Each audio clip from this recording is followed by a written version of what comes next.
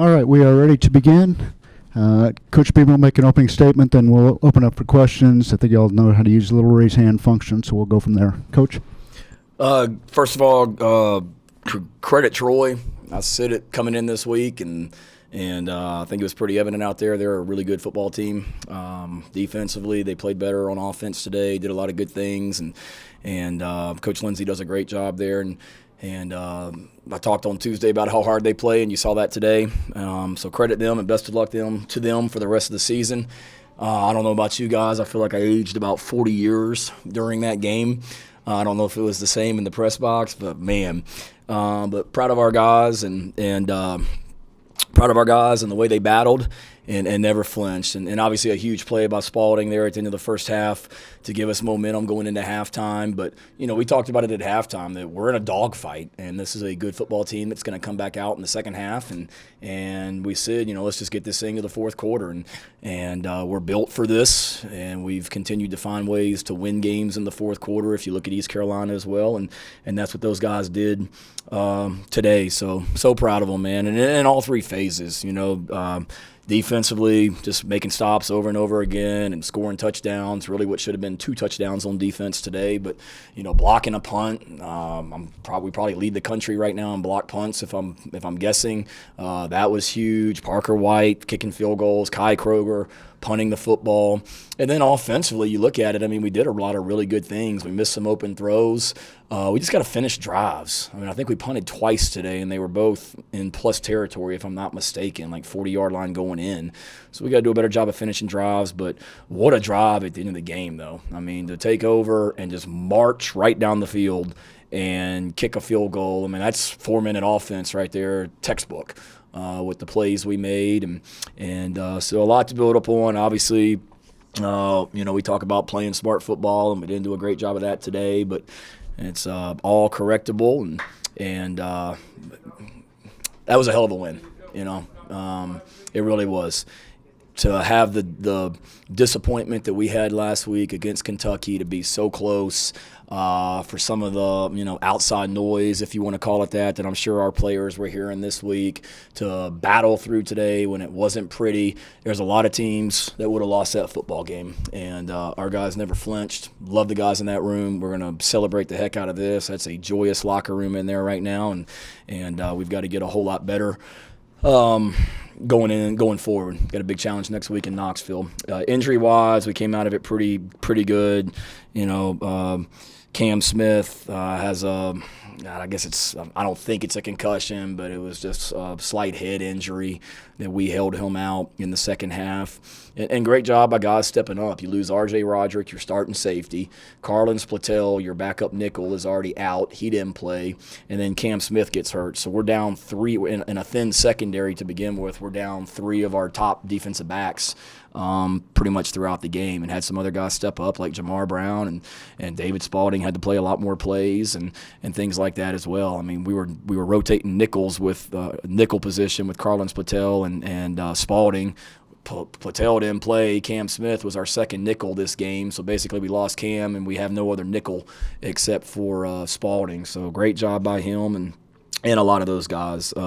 Josh Van he hurt his groin in practice the other day, late in the week, and he was able to play, obviously, but was limited. So we just had to be careful with how we used him today. But other than Cam, we came out of it pretty good injury-wise. So with that, I'll be glad to answer any questions, and appreciate the fans that were there today as well. They were loud, and the cockpit was rocking down there in the end zone. We appreciate those guys. And going forward, if you're a season ticket holder or you're somebody that has tickets to a game and you're not going to come, please get those tickets to somebody else. There's a bunch of great Gamecocks out there that would love to be in this stadium. And let me know. We'll put it on social media and get some tickets given away, because we got some great fans out there, and we need every single one of them out there as well. Ben Portnoy with first one. Shane, have you ever seen anything like that couple of fumble play that Jamar drops the ball short? I guess, what was your angle on it? I guess, for lack of a better term, what the hell went on that play?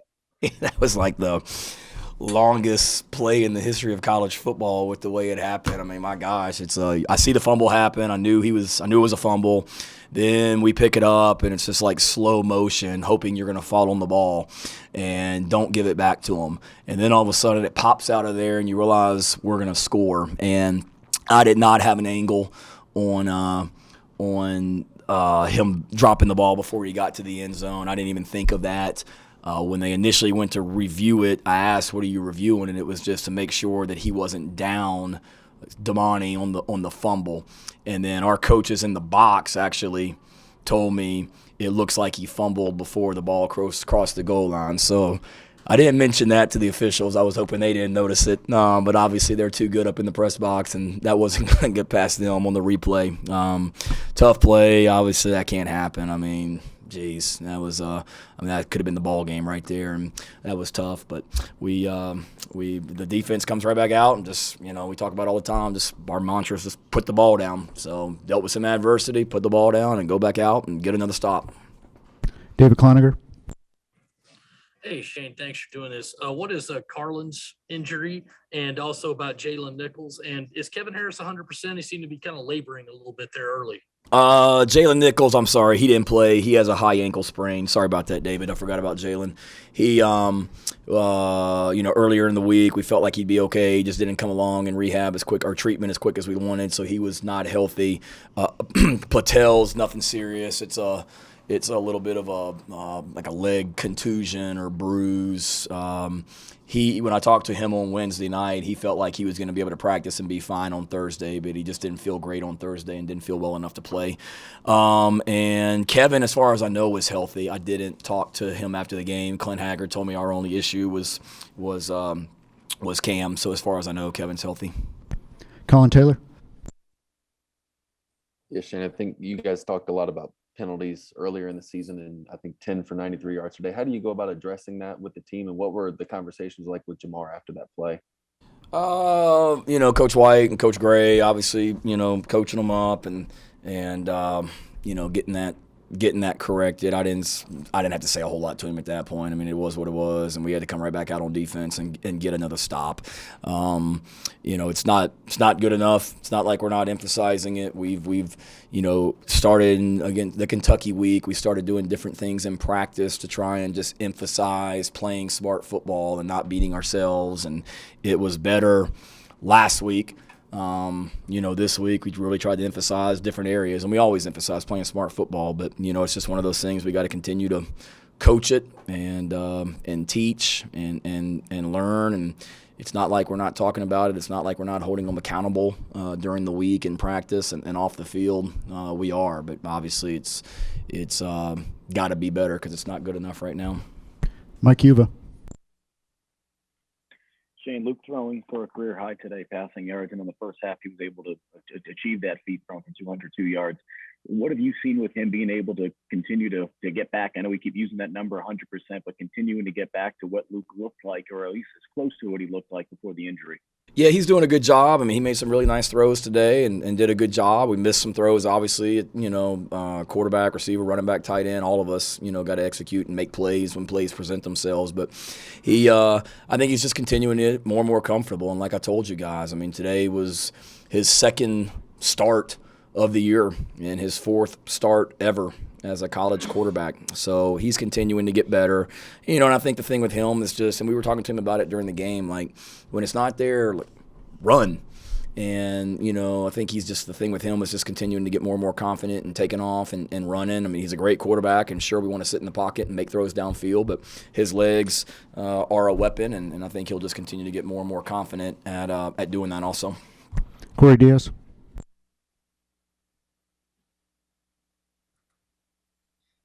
Shane, noticed early on lots of looks for Jaheim, Nick, EJ from the tight end spot.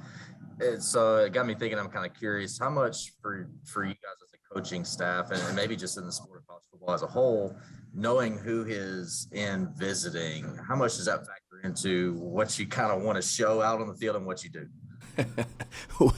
We want to spotlight our best players. How about that? But no, we that's a good question. I did think of that during the game a couple times when Nick and Jaheim caught a couple balls for sure.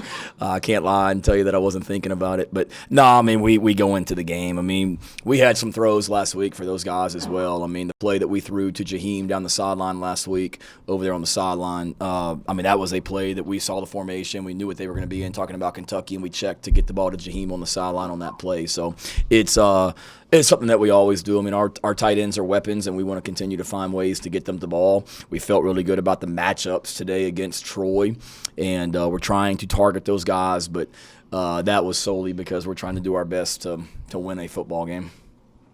Cam Gaskins. Hey, Shane. Coach Satterfield emphasized earlier in the week how important it was to get the offense going on third down again after the struggles last week. Felt like those struggles were still there today. From your vantage point, what are the issues on third down, and what do you try to do to correct that moving forward?